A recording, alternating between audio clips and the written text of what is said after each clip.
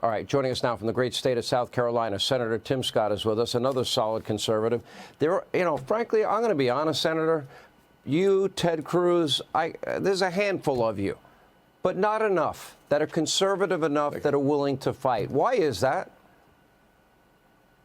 Yeah, that's a good question. We have to continue to elect conservative senators. We need a majority in the Senate, not of just Republicans, but of conservatives, so that we can call out this justice system that is actually the perversion of justice. Sean, here's what we're looking at, and it is very clear.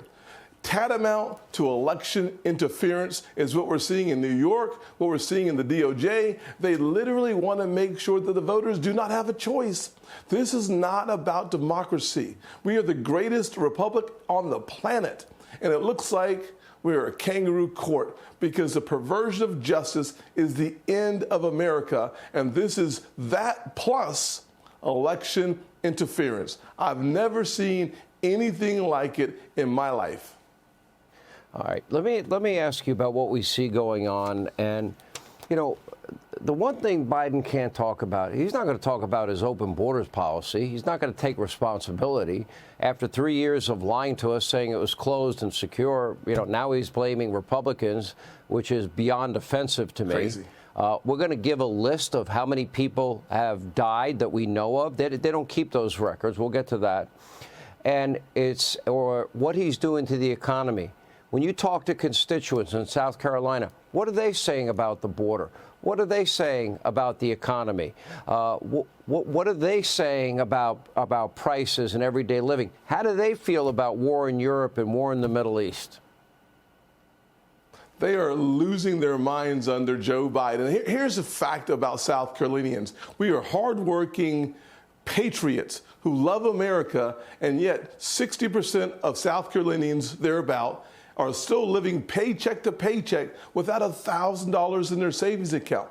Inflation has devastated the average South Carolinian, adding about $900 a month of additional expenses. That's more than $10,000 when your average income is around $50,000. That's 20% of your money gone because of Joe Biden's inflation. The economy is imploding. You talk about the impact of open, unsecure borders. 70,000 Americans, but thousands of South Carolinians have lost their life to fentanyl. We've not even gotten to the fact that the 10 million invasion of illegal immigrants is devastating every county in every state, absolutely here at home as well. But law and order. We love our military. We love our police. Law and order devastated under Joe Biden and Kamala Harris. Remember, Kamala Harris is the person that started raising bail money for someone who was later charged with murder. Unbelievable. Yeah, okay. Time for a change. We were better with Trump. They're not going to stop. We're not going to stop. They shouldn't stop. Oh, she's talking about the 574 riots in the summer of 2020 that everybody in the media mob and Kamala Harris said was mostly peaceful. Yeah, tell that to the dozens of dead Americans, the thousands of injured cops, and the property owners that had billions in property damage.